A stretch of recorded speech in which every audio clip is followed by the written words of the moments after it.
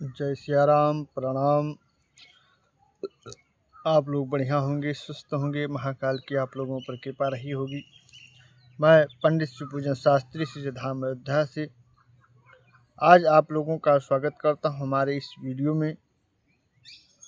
और आज हम आप लोगों से थोड़ी सी चर्चा करेंगे ज्ञान की बातें, और आप लोग इस वीडियो के अंत तक बने रहें। वीडियो को अवश्य लाइक करें, सब्सक्राइब करें चैनल को वीडियो को शेयर करें, बेल आइकन पर क्लिक करें ताकि कोई भी वीडियो बनाए तो नोटिफिकेशन सबसे आप लोगों तक पहुंचे सबसे पहले। तो आज हम चर्चा करेंगे ज्ञान की बातें आप लोगों के साथ। आप लोग कमेंट बॉक्स में अवश्य करके बताएं कैसी चर्चा हुई। तो आप सभी लोग सुख चाहते हैं कि नहीं चाहते? सुख सभी लोग चाहते हैं, और लेकिन सुख चाहते हैं तो सुख चाहने के लिए जहाँ दौड़ना चाहिए वहाँ क्या आप दौड़ते हैं? गलत दौड़ते हैं। हमारे शरीर में दो चीज़ें हैं, एक शरीर है, एक आत्मा है। यह आप लोगों को पता होगा। एक शरीर है, एक आत्मा है। थोड़ा सा 5 मिनट आप लोग समय निकाल कर हमारे साथ बैठें और सुने। और यहाँ पर प्रश्न आपको उठाएं, और बहुत अच्छी बात आज आपको बताने जा रहा हूँ, बताता हूँ। आपके बहुत सारे डाउट्स आज हम क्लियर करेंगे, हो जाएंगे।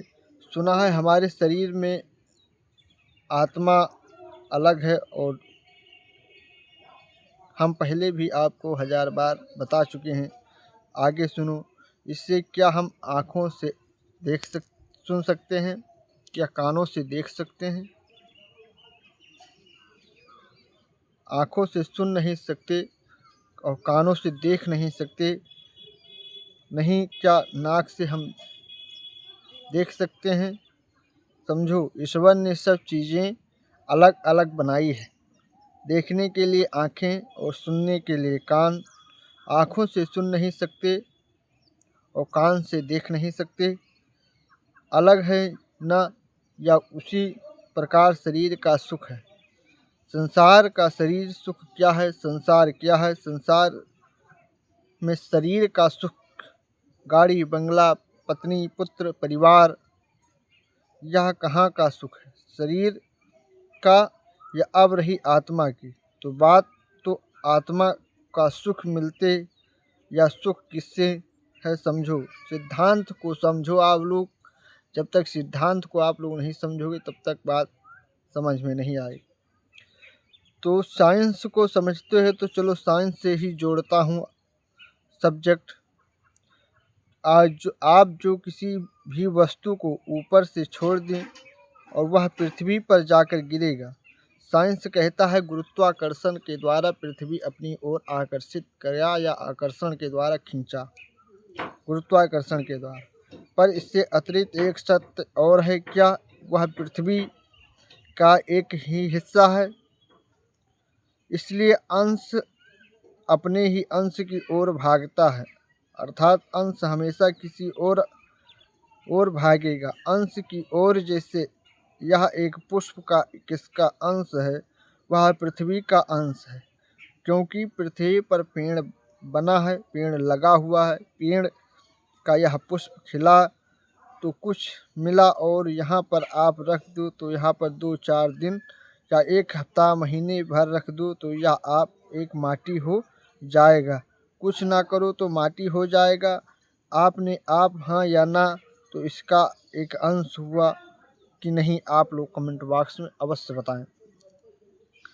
तो अंश कौन हुई? अंश हुई पृथ्वी, और अंश हुआ यह तो पृथ्वी का अंश है, इसलिए यहाँ पर छोड़ने पर नीचे जाएगा, क्योंकि यह उसी की तरह जा रहा है। अब रही दूसरा, आग। आग हमेशा नीचे नहीं जाती।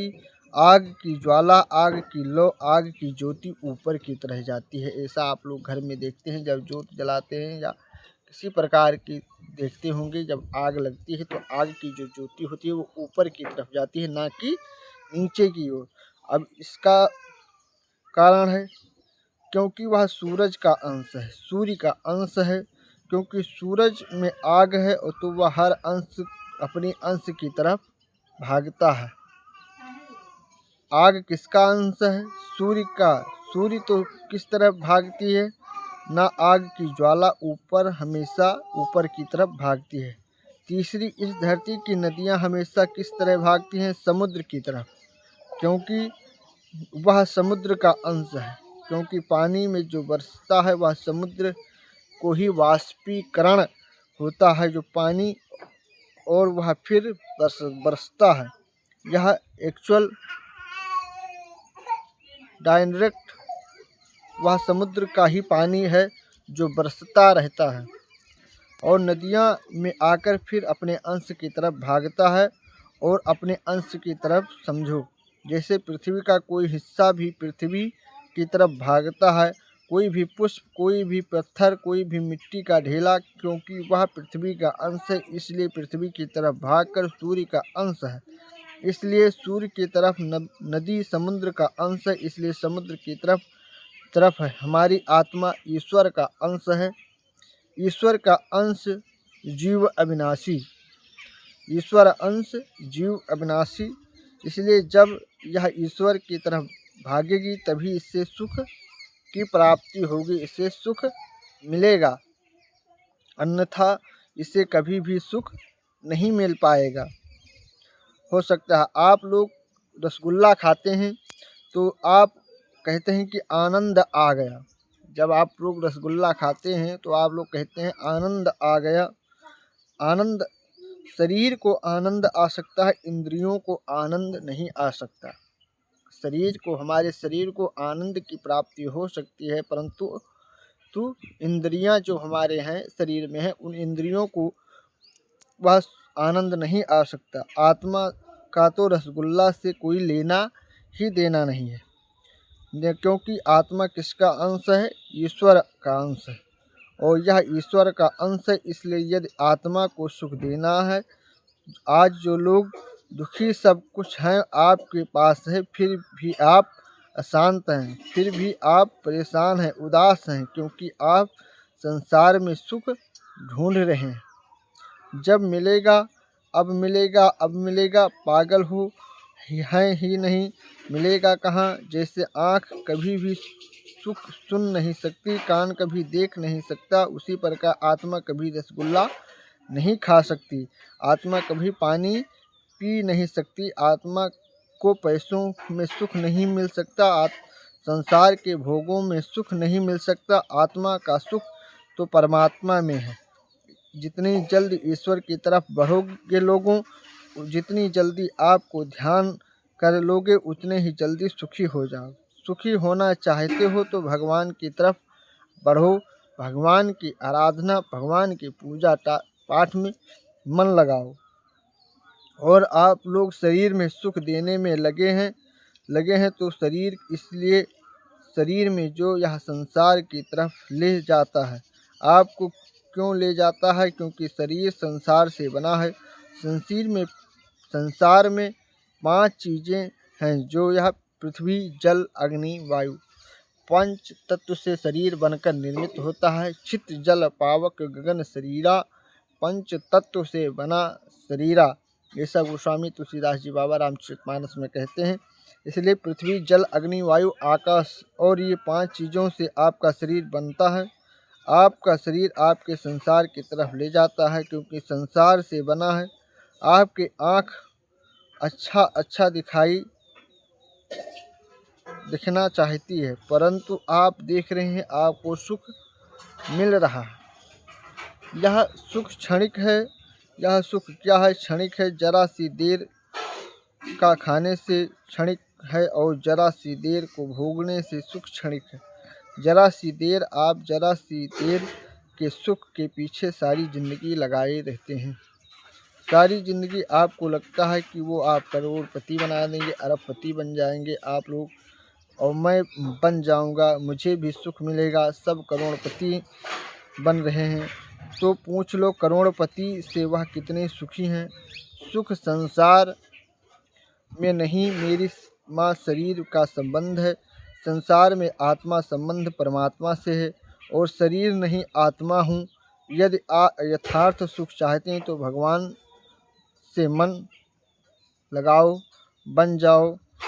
नाथ मैं आपका हूँ, कभी मैं आपको भूलूँ नहीं। श्रीमन नारायण मैं आपको कभी भी मैं उनका अंश हूँ। पर विडम्बना तो यह है, देखो शेर का बच्चा गीदड़ों के झुंड में मिल गया और गीदड़ों के झुंड में मिलकर वह भी गीदड़ों के संग रहने लगा। तब गीदड़ों की तरह से व्यवहार करने लगा, खाने लगा। उन्हीं संग सोए, उन्हीं के संग जागे, उन्हीं के संग रहे, उन्हीं को अपना बाप समझे, उन्हीं को माता। और एक दिन शेर आया और शेर ने देखा कि मेरा कोई अपना आदमी गीदड़ों के झुंड में दहाड़ लगाई, तो उसने अंदर से, वह भी शेर तो था, उसने भी दहाड़ा। तो शेर ने बुलाया, और यहाँ तो शेर का बच्चा है, गीदड़ों के झुंड में क्या कर रहा है? बोले नहीं नहीं, हम तो गीदड़ ही हैं, यह सब हमारे रिश्तेदार हैं। शेर ने कहा, पागल, तू शेर का बच्चा है। अब से गीदड़ों के बोले, बचपन में एक्चुअली हुआ था कि आप अपनी माँ से बिछड़ गया और गीदड़ों के झुंड में मिल गया। वहीं पला, वहीं बड़ा, और आप वहीं गीदड़ में मान लिया। उसी प्रकार से हम शेर के बच्चे हैं, परमात्मा रूपी शेर हैं, लेकिन गीदड़ों के झुंड में मिलने से आप अपने को गीदड़ समझते हैं। मैं गीदड़ हूँ, मैं रामबाई हूँ, आप अपने को रामबाई समझे बैठी हो। मैं गीताबाई हूँ, मैं सीता हूँ, मैं अनुराग हूँ, मैं अभिनव हूँ, मैं नारायण हूँ। अपने आपने आप कुछ भी समझ लिया तो ना तो आप सीताबाई हो, ना गीता हो, ना अंजलि हो, ना राम हो, ना रघुनाथ हो, ना घनश्याम हो तुम शुद्ध आत्मा जो ईश्वर का अंश है। बस यही तुम्हारा परिचय और संसार में आए गीदड़ों के झुंड में होने से हुआ। यह गीदड़ ने कहा, दूध हुआ। आज किसी ने पूछा, क्या हुआ? क्या हुआ? नहीं, बस हुआ। बाप दहाड़े कह रहे थे हुआ, तो यह भी चिल्ला पड़ा, हुआ? क्या हुआ? कैसे हुआ? क्यों हुआ? किस प्रकार होना चाहिए? कोई नहीं पूछ रहा है, सब पूछा हुआ।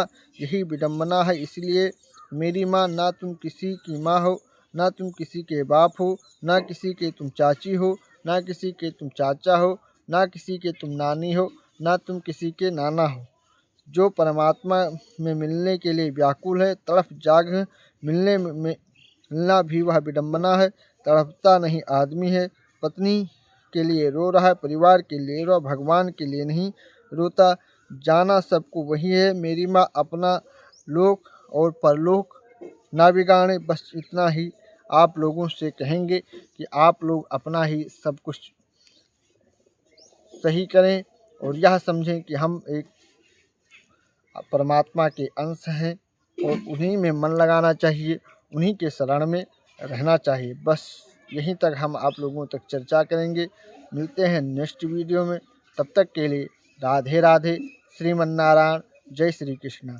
यह वीडियो अगर आप लोगों तक अच्छी लगे तो वीडियो को लाइक करें, चैनल को सब्सक्राइब करें, वीडियो को शेयर करना ना भूलें और बेल आइकन पर क्लिक अवश्य करें। अगर आप लोग नए आए हों तो चैनल को सब्सक्राइब अवश्य कर लें।